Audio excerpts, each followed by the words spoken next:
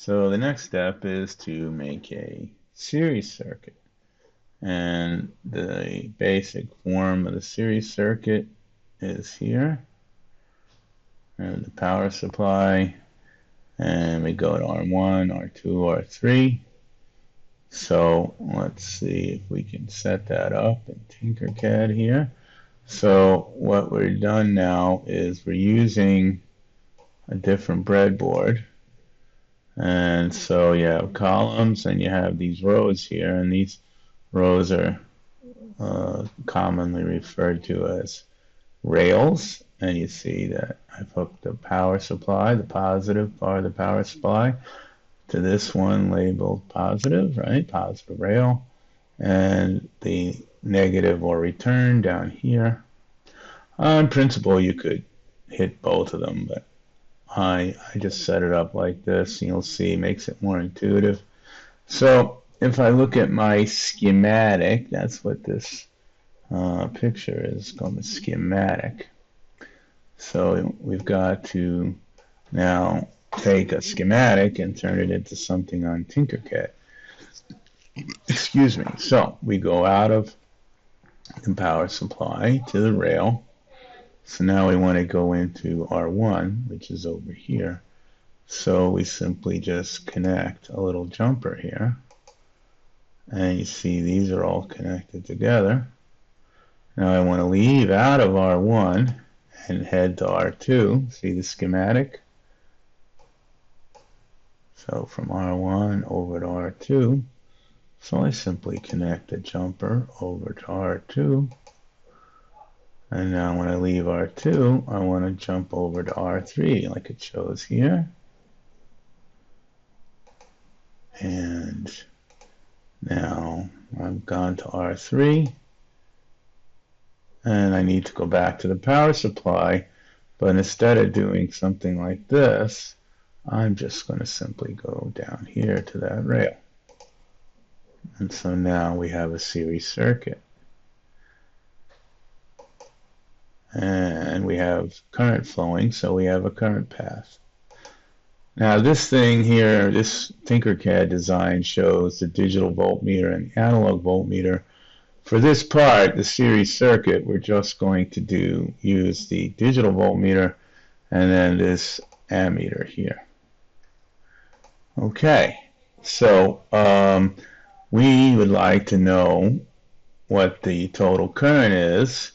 And of course, this thing, the power supply could tell it to us, but we have to remember the mantra, current through, voltage across. So what it means is that when we want to do a current measurement, we have to break the circuit. So if we want to measure I total, that means that if we want to put an ammeter here, we have to break the circuit to measure I total. So we come here, and so I can just take this off of here. Whoops. And now the circuit is broken, and so I can move it over here to the ammeter. Oops, I did it not like that. So we bring it to the ammeter, just as we see in the schematic over here. And then I bring out of the ammeter back to where that red wire used to be.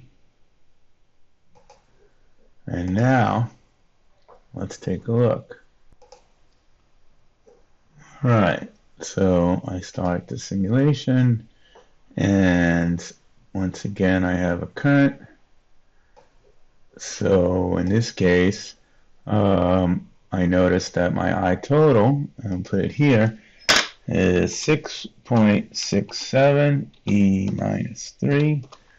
And my error is going to be, so the last digit is the hundredths of a milliamp. So this is going to be plus minus 0.005, yeah, half of a hundredth, 5 1,000ths. And I am going to then go E minus 3. Nice. Now, I remind you that I have used different values of resistors than you, so don't just simply type in that same number that I just put in. Okay, so let's stop this for a minute. And let's say now I'd like to just do a little double check here. And what I want to double check is the current the same everywhere? So I'm going to put an ammeter in here. Okay, so once again, I have to break that circuit.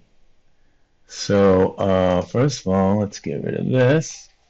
And let's get rid of this, put this back where it was. So now I have to break the between R1 and R2, which would be right here.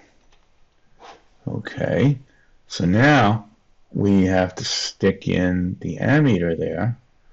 And I'm just going to make my life a little easier here. And so I think I'm going to make it easier. What if I put it here? So I have to leave from R1 and go to the ammeter. And then I have to go from the ammeter and bring it to R2. All right, so let's see what we get. And nice, we got the same as we got earlier. So we've demonstrated here that it is the same. It's basically the same current everywhere. So get rid of this and that, put this thing back, and we'll get the measurement of I total. Oops, going on. And back to this rail. All right, so current through, voltage across. So now I want to measure the voltage across the, oh, we got to put this jumper back. Now I want to measure the voltage across R1, so I have to put the voltmeter probes, the voltmeter measurement, on either side of R1, and we can add colors, and so it looks like our real probes.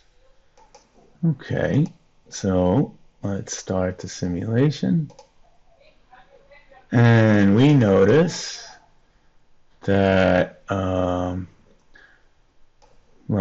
we have the same current. That's good.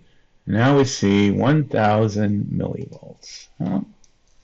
Oh, that's 1, 2, 3, and it's millivolts, e to the minus 3. And so and our error is going to be 0.1. The last digit is the ones digit, so we need half of that, which is 0.5. So it's 0.5 e minus 3. Nice.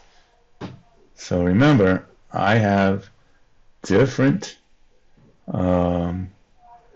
values for my resistors than you do.